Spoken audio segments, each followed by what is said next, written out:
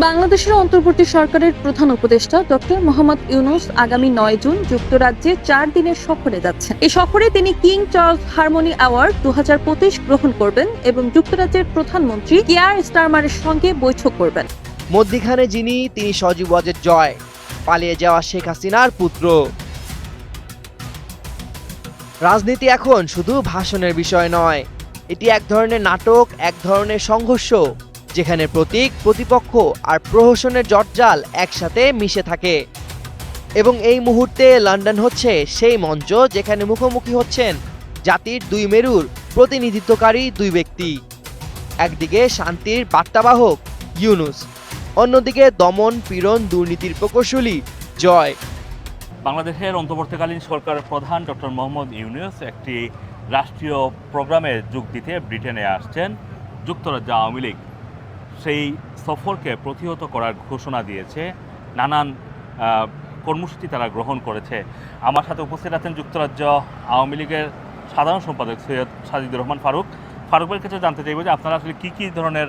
আসসালামু আলাইকুম প্রদর্শক শ্রোতা, সাম্প্রতিক সময়ে ঘটে যাওয়া কয়েকটি গুরুত্বপূর্ণ সংবাদ এই ভিডিওতে জানতে পারবেন। আশা করি সম্পূর্ণ ভিডিও জুড়েই থাকবেন। অজানা অনেক তথ্য আপনারা এই ভিডিওতে জানবেন বলে আশা করতেছি। চলুন ভিডিওতে বিস্তারিত দেখে আসি। দিয়েছে, নানান কর্মসূচি তারা গ্রহণ করেছে। আমার সাথে উপস্থিত আছেন যুক্তরাজ্য আওয়ামী লীগের সাধারণ সম্পাদক সৈয়দ সাজিদুর রহমান ফারুক। ফারুকের কাছে জানতে চাইব যে আপনারা আসলে কী ধরনের কর্মসূচি গ্রহণ করেছেন ডক্টর মোহাম্মদ ইউনূসের লন্ডন সফরকে কেন্দ্র করে। মোহাম্মদ ইউনূস বাংলাদেশকে রিপ্রেজেন্ট করছেন এই ব্রিটেন সফরের সময়। আমরা অত্যন্ত ক্লিয়ারলি বলতে চাই, ডক্টর ইউনূস একজন অবৈধ, অসাংবিধানিক, অনির্বাচিত একজন মানুষ। তার কোনো বৈধতা নেই বাংলাদেশকে প্রতিনিধিত্ব করার। কারণ ইউনূস একজন রক্তাক্ত মানুষ। তার নির্দেশে মেটিকুলাস ডিজাইনের মধ্য দিয়ে বাংলাদেশে শত শত পুলিশ অফিসারকে হত্যা করা হয়েছে। হাজার হাজার ছাত্রলীগ, আওয়ামী লীগ, যুবলীগ এবং বাঙালিদেরকে হত্যা করা হয়েছে। কিন্তু আপনি যে হত্যার অভিযোগগুলো এনেছেন সেগুলো তো 5 আগস্টের পরে, কিন্তু 5 আগস্টের আগের 1 মাস যেই বাংলাদেশে হত্যাকাণ্ড হয়েছে সেটার অভিযোগ আপনাদের উপরে আছে, আওয়ামী লীগের উপরে আছে। সেই বিষয়ে আপনারা এখন পর্যন্ত সুস্পষ্ট কোনো বক্তব্য দেননি। অত্যন্ত ক্লিয়ারলি আমরা বলতে চাই, আপনি সাংবাদিক হিসেবে আপনি গিয়ে খোঁজ নেন, যারা তথাকথিত সমন্বয়ক তারাই বলছে আমরা হত্যা না করলে, আমরা বাড়ি 32 নম্বর বাড়ি না জ্বালালে আমরা মাননীয় প্রধানমন্ত্রী, নির্বাচিত প্রধানমন্ত্রী শেখ হাসিনাকে আমরা আউটমার্চ করতে পারতাম না। তারাই বলছে এবং ডক্টর ইউনূস নিজে বলেছেন আমেরিকায় বিল ক্লিন্টন ফাউন্ডেশনের সভায়, ইট ওয়াজ এ মেটিকুলাস ডিজাইন। এর মাস্টার মাইন্ড হচ্ছে মাহফুজ। তো মাহফুজ একজন শিবিরের রক কাটার নেতা। মাহফুজ, তাজুল, যারাই আজকে ইউনূস সাহেবের আশেপাশে আবার শিবিরের বিরুদ্ধে বা জামাতের বিরুদ্ধে বক্তব্য দিয়ে সমালোচিত হয়েছেন, এই বক্তব্য দিচ্ছেন নিজেকে বাঁচার জন্য। কারণ বাংলাদেশের মানুষ, 18 কোটি মানুষ এখনো মুক্তিযুদ্ধের পক্ষে।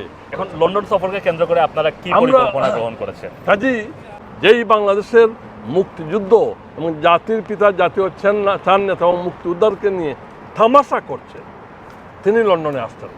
আমরা যুক্তরাজ্য আওয়ামী লীগের পক্ষ থেকে এবং প্রবাসী বাঙালিরা, শুধু আওয়ামী লীগ নয়, এখানে আওয়ামী লীগ, আমরা তো অবশ্যই তাকে আমরা রুখে দাঁড়াবো, তার বিরুদ্ধে আমরা প্রতিবাদ করব, তাকে আমরা প্রতিহত করব। যেখানেই যাবে সেখানেই প্রতিরোধ। ইউনূস সাহেব যেই প্রোগ্রামে যাবে, যেখানেই যাবে সেখানেই প্রতিবাদ, সেখানেই থেকে আমরা প্রতিহত করব। কিন্তু শুধু আওয়ামী লীগের ব্যাপার না, এখানে প্রবাসী বাঙালিরা, মুক্তিযুদ্ধের চেতনা এবং স্বাধীনতার মূল্যবোধে বিশ্বাসী হাজার হাজার প্রবাসী বাঙালিরা, তারাও তার বিরুদ্ধে সোচ্চার হয়েছেন এবং তাকে প্রতিহত করার আহ্বান জানান। আমরা কিছুটা শুনতে পাচ্ছি বিভিন্ন মাধ্যমে সজীব ওয়াজেদ জয় নাকি লন্ডনে আসছেন এই কর্মসূচিতে যোগ দেওয়ার জন্য এবং লন্ডন হয়ে তিনি ভারতে যাবেন। এই বিষয়ে আপনার কোনো মন্তব্য? এই ব্যাপারে আমার সজীব ওয়াজেদ জয়ের সাথে আমার কোনো আলাপ হয়নি এবং এই ব্যাপারে আমার কোনো ধারণা নেই।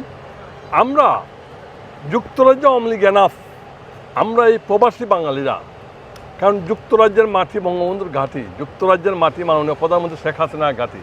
সর্বশেষ একটা প্রশ্ন আপনার কাছে করব, সেটা হচ্ছে যে সাবেক প্রধানমন্ত্রী শেখ হাসিনা যখন লন্ডনের রাষ্ট্রীয় সফরে আসতেন, বিভিন্ন সময় আমরা দেখেছি যে যুক্তরাজ্য বিএনপিও ঠিক একইভাবে তাকে প্রতিহত করতেন এবং আপনারা তখন বলতেন যে এতে বাংলাদেশের ভাবমূর্তি ক্ষুণ্ণ হয় প্রবাসের মাটিতে। ডক্টর ইউনূসের লন্ডন সফরকে কেন্দ্র করে ঠিক একই ধরনের কর্মসূচি আপনারা হাতে নিয়েছেন, এতে কি আপনাদের মনে হয় না যে বাংলাদেশের ভাবমূর্তি ক্ষুণ্ণ সুন্দর হচ্ছে? বলেছেন। জননেত্রী শেখ হাসিনা বাংলাদেশের বারবার নির্বাচিত প্রধানমন্ত্রী। মাননীয় প্রধানমন্ত্রী জননেত্রী শেখ হাসিনার নেতৃত্বে এই বাংলাদেশ বদলে গিয়েছে।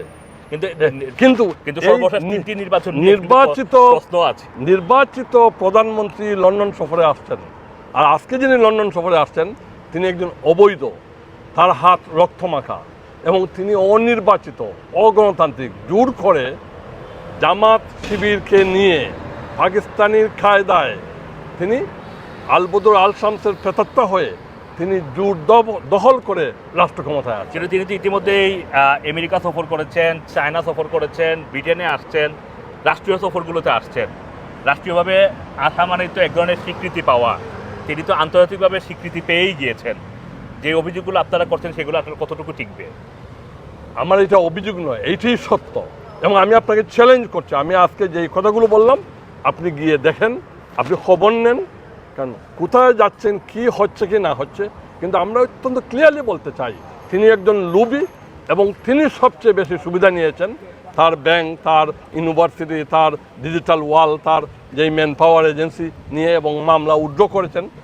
এবং ডক্টর ইউনূস একজন অনির্বাচিত, এবং এই ইউনূস সাহেব বাংলাদেশে তার কিশোর গ্যাংরা, বাংলাদেশের যেই দল, আমি যেই দলের নেতৃত্ব দিচ্ছি এই লন্ডনে, একজন কর্মী হিসাবে, একজন সহযোদ্ধা হিসাবে এই দলের, আমি একটু অত্যন্ত ক্লিয়ারলি বলতে চাই, এই ডক্টর ইউনূস গ্যাংরা এই বাংলাদেশের ৭৫ বছরের পুরানো আওয়ামী লীগ, যে আওয়ামী লীগ মৃত্যুর মিছিলে দাঁড়িয়ে জীবনের জয়গান গায়।